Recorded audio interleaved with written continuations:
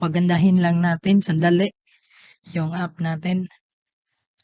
So, kopyahin nyo na lang sa source code yung yung code ko para mas madali tayo. Dahil yung sense is same lang naman. Yung importante lang is yung pinaka foundation lang naman is nandito na lahat yung tinuro ko sa inyo. So, unahin natin yung base. So, gumamit tayo ng Tailwind. Okay.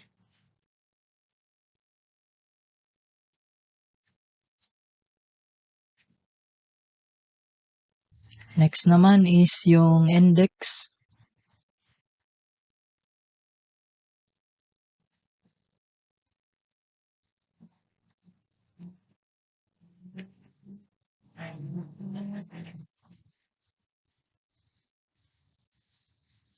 So, nilagyan lang natin ng style. Next naman is yung service detail natin.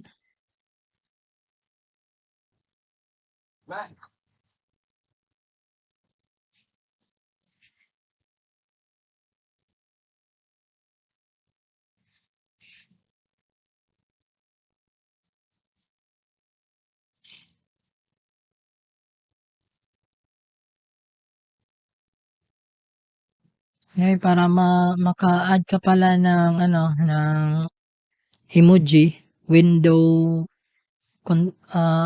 press mo lang yung keyboard window dot period.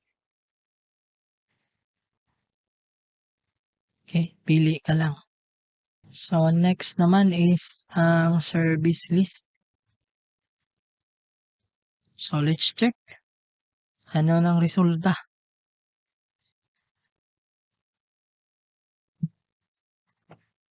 Oh, wow.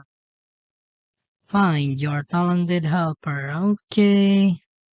Okay, so ayun na. Si I repair washing machine. I do hair spa. Okay. Okay. And then, ayun. Home helpers. So, check natin to. Okay ba? Okay. I repair washing machine. Holiday, 450. Contact number. Expert.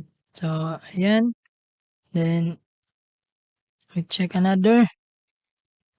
Ito, I do hair spa. Check another naman. Okay. I am electrician. Si Jando. Tapos, lahat ng mga helpers. So, nasa get me a helper. O, ayan. So, 5 yung data natin, right? 5. So, ayan.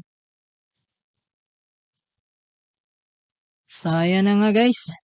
Thank you so much sa pagtutok sa ating this app. So, I hope na marami kayong natutunan about sa Django. So, sa paggawa nito. Yung design is madali lang yung design. Ang importante lang talaga is alam mo yung pasikot-sikot ng Django. So, sa app na to, goodbye muna. Sa next app ulit tayo.